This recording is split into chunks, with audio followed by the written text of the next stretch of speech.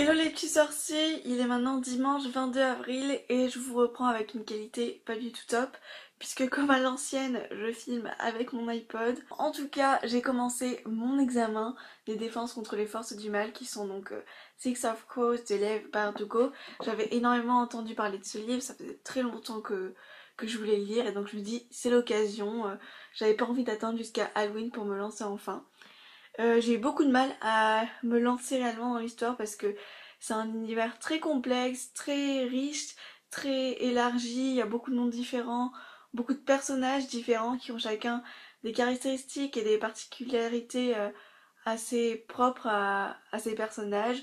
Donc j'ai eu beaucoup de mal à rentrer dans l'histoire, la preuve, ces derniers jours j'ai fait que picorer quelques pages par-ci par-là et c'est vraiment aujourd'hui que je me suis vraiment lancée à fond dans ma lecture et j'aime beaucoup. Ça va être un peu difficile d'essayer de vous en parler, mais parce que, comme je dis, c'est hyper complexe et il faut vraiment, je pense, un temps d'adaptation pour plonger pleinement dans cette histoire et être à fond dedans. Je vais essayer de vous résumer l'histoire, mais honnêtement, c'est pas sûr que j'y arrive parce que c'est un peu compliqué.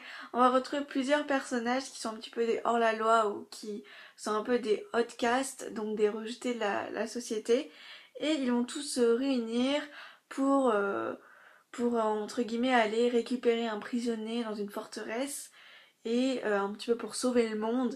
Mais c'est plus l'appât du gain et de la richesse qui va les motiver à se réunir et à réaliser ensemble cette mission. Parce que c'est pas forcément des personnages qui s'apprécient au départ, même il y en a certains pas du tout.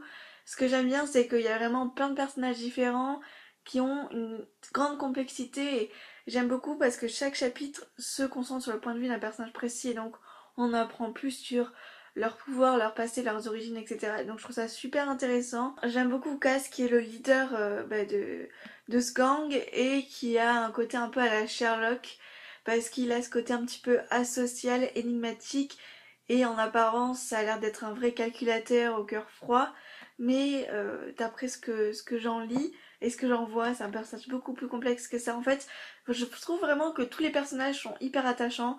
Ce qui est hyper bien aussi, c'est que on a un petit peu de romance, mais alléluia, ça prend pas le pas sur l'intrigue en général. On a énormément d'action aussi qui s'ajoute à ça.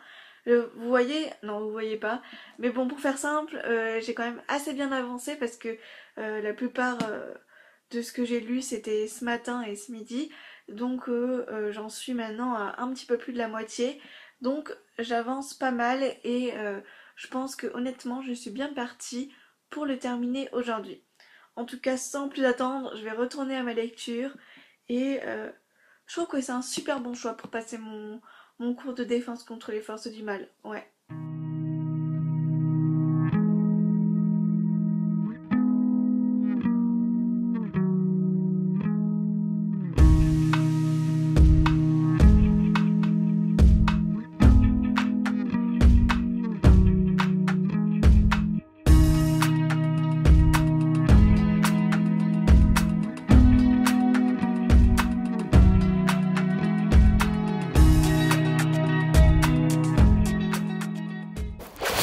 Aujourd'hui c'est le retour du lundi, du temps gris, mais je peux continuer mes épreuves, mes buts en tout cas, puisque hier j'ai terminé Six of Course de Leigh Bardugo et honnêtement ça a été une très bonne lecture.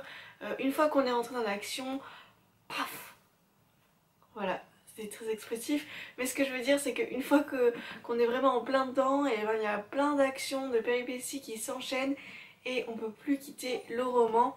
On a vraiment, je trouve qu'il y a un beau travail qui a été fait autour des personnages et ils ont tous ce côté, c'est des personnages que j'aime bien parce qu'ils sont gris, c'est-à-dire que ils sont pas seulement décrits par deux trois caractéristiques qui font qu'ils sont gentils ou méchants, mais là on a vraiment des personnages qui d'apparence peuvent paraître vicieux, cupides, égoïstes, calculateurs. Et finalement, bah, ils sont super attachants parce qu'on découvre que ce sont aussi des héros avec des failles.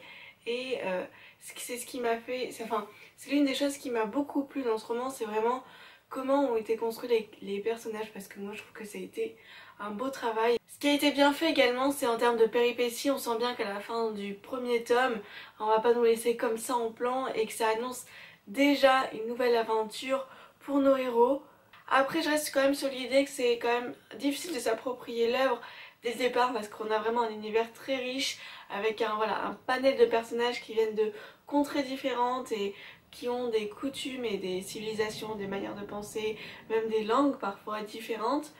Et même si c'est hyper enrichissant, c'est parfois un peu dur de rentrer dans l'histoire. Et ouais, donc il y a beaucoup de personnages, beaucoup d'univers, et je pense même que parfois, on peut pas tout assimiler d'un seul coup et que ça mérite presque une deuxième lecture. Après, je sais pas, c'est peut-être moi qui ai un rythme de lecture un petit peu trop rapide, vouloir avancer voilà, un peu à toute vitesse dans l'histoire, non pas parce que j'avais envie de le finir, mais parce que j'avais envie d'aller au cœur de l'action, de connaître voilà, les péripéties, la suite de l'histoire. Donc je sais pas si c'est moi qui me suis pas assez concentrée sur les phrases, sur les mots et d'assimiler correctement tout cet univers ou si c'est que l'univers est hyper dense et que, comme je le disais, peut-être que ça mérite une deuxième lecture. En tout cas, j'avais un peu peur d'être déçue parce que j'avais énormément d'attentes sur ce livre et j'avais vu énormément d'avis très positifs et élogieux par rapport à ce roman, mais je suis pas du tout déçue, même si j'ai dû m'accrocher durant les 100 premières pages pour bien adhérer à l'histoire. Je suis hyper contente d'avoir continué parce que c'est vraiment une saga que je trouve hyper intéressante, hyper originale et j'ai trop hâte de lire le deuxième tome. Donc, comment va se passer le reste de la journée? Écoutez, je pense que c'est un bouqueton Harry Potter de Buzz, en tout cas qui s'annonce bien, parce qu'il ne me reste plus que celui-ci à lire, qui est La part des flammes de Gaël Nohan. Et je pense que je vais lire voilà, quelques chapitres, les premiers chapitres aujourd'hui. Et en tout cas, je vous tiens au courant et on se retrouve soit aujourd'hui, soit plus tard. À voir.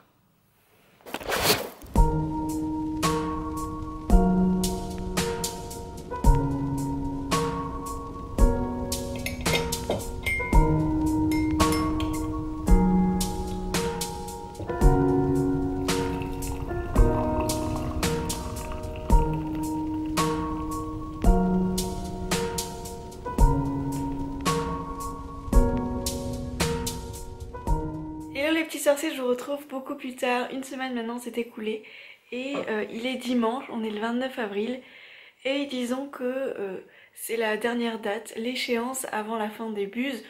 Donc je suis un peu en retard et c'est pour ça que je vous retrouve avec un petit thé, mon petit lapin et ma petite grenouille puisque je vais continuer à lire La part des flammes. Cette semaine j'avais pas trop la tête à lire, enfin si j'ai picoré quelques pages par-ci par-là. Donc j'ai lu environ 300 pages et donc il me reste encore 200 à lire avant de terminer bien, mon épreuve d'histoire de la magie. Je pense que c'est faisable parce que j'ai jusqu'à ce soir minuit. Et je pensais voilà, que c'était sympa de vous reprendre aujourd'hui, en cette fin d'après-midi, pour terminer et finir cette lecture. Vous en parlez soit ce soir, soit demain, je ne sais pas, on verra bien. Avant de continuer ma lecture et de terminer mon épreuve d'histoire de la magie, je pense que ça peut être sympa de vous parler déjà des 300 pages que j'ai déjà lues tout au long de la semaine. Donc comme l'annonçait le synopsis, on va bien se retrouver dans un roman historique à Paris où on va retrouver 3 femmes qui, même si elles évoluent dans un milieu social assez similaire, elles ont toutes les 3 un statut, un âge et une réputation différente. On a tout d'abord la duchesse d'Alençon qui est un petit peu la femme la plus en vue de la société, qui est la plus respectée et elle est vraiment vue comme un personnage très bienveillant, très altruiste, que ce soit avec les gens de son milieu, mais aussi avec toutes les œuvres de charité qu'elle mène, etc. Et c'est vraiment aussi, enfin en tout cas de ce que j'ai l'impression de voir, un modèle aussi de femme un petit peu différente parce qu'elle a un côté indépendant, elle a un mariage d'amour qui tient beaucoup et elle a un côté voilà, très charismatique et chaque personne qui s'approche d'elle finit par être très attachée à cette personne. On a ensuite la marquise Violaine qui elle est veuve depuis peu et donc elle va devoir faire face à ceci pour continuer à s'imposer dans cette société où malgré tous les bruits, toutes les rumeurs qui circulent sur elle et sur son passé, voilà, elle va devoir réussir à continuer à avoir une place dans cette société. Et enfin on a Constance qui elle est une jeune fille qui sort depuis peu du couvent et qui du jour au lendemain va rompre ses fiançailles avec un homme qui pourtant qu'elle aimait passionnément. Et il se trouve que ces trois femmes qui d'apparence sont très différentes vont se retrouver réunies pour une même œuvre de charité qui ont lieu dans un sorte de hangar et malheureusement il se trouve que le deuxième jour ce hangar va être incendié, ça va être une vraie catastrophe, il va y avoir beaucoup de victimes etc. Et ça va également avoir des conséquences sur ces trois héroïnes. Elles vont toutes être touchées de manière très différente à cause de cet incendie. Donc voilà tout ce que je peux vous dire pour l'instant. En tout cas je trouve que c'est un roman assez intriguant, assez intéressant et j'ai hâte de voir comment ces trois femmes vont réussir à évoluer face à cet incendie parce que là au bout des 300 pages elles sont encore en état de choc et il y a les premières conséquences qui apparaissent et j'ai envie de voir voilà, comment ça va évoluer par la suite, etc. Je vous retrouve beaucoup plus tard et je vous tiens au courant de l'avancée de ma lecture.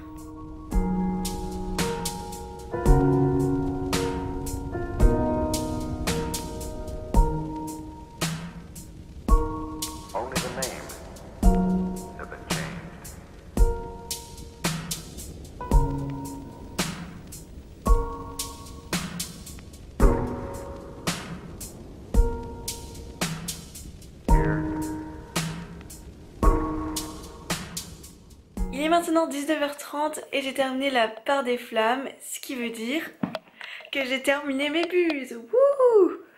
Ça c'est une bonne chose de faite. Après on va regarder ensemble les résultats. En gros le score que j'ai obtenu pour avoir lu 4 livres. Et bien entendu je vais vous parler un petit peu de ce livre que j'ai terminé. Honnêtement je suis un peu déçue. Je m'attendais à ce qu'il y ait plus d'action, plus de péripéties que ça. Et j'ai trouvé que finalement et ben ça se concentrait pas tellement sur ces trois femmes, donc la duchesse d'Alençon, la princesse, Violaine et Constance.